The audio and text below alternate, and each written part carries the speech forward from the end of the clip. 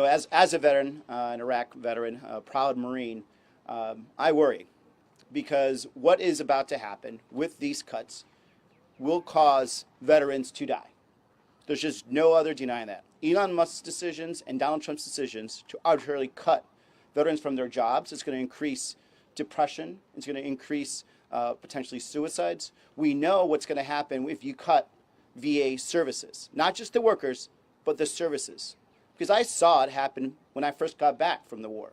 When we first got back in 2005, it was nearly impossible for us to find room at the VA. We couldn't find the therapist to help us. I lost many of the guys I served with to suicide. Some are still luckily alive, but are still struggling with alcoholism, have seen their times in jail. And some that have succeeded have found service and a reason to live and fight because they went and worked for a mission-oriented job, working for the federal government.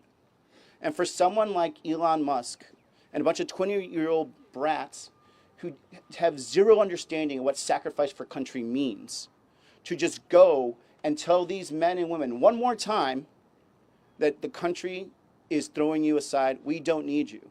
Don't worry about collecting another paycheck. Don't worry about having health insurance at the end of the year. Don't worry about how you're going to pay rent. You've sacrificed your mind, your body, your youth for this country.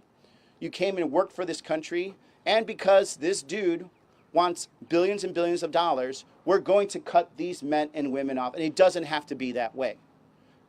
We can find efficiencies while still making sure we're saving the lives of veterans.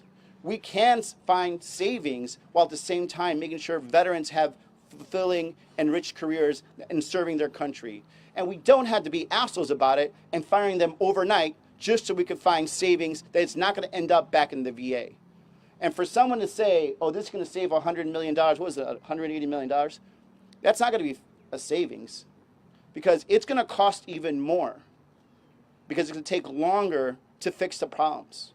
The longer a man or woman, a veteran, goes without PTSD treatment because they can't find the therapist, means it's going to take longer for them to get the help they need, that they're going to actually be able to go back and be functional and be a good member of society and work.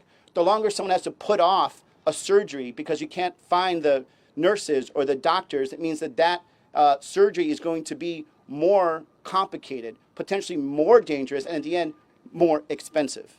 And it doesn't have to be this way.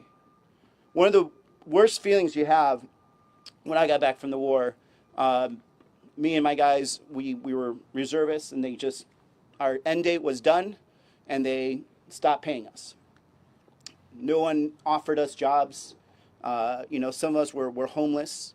And the worst feeling that we had was that everything we had just sacrificed for the government, for the country, in some of the hardest combat of the war, they just threw us aside because we weren't convenient anymore.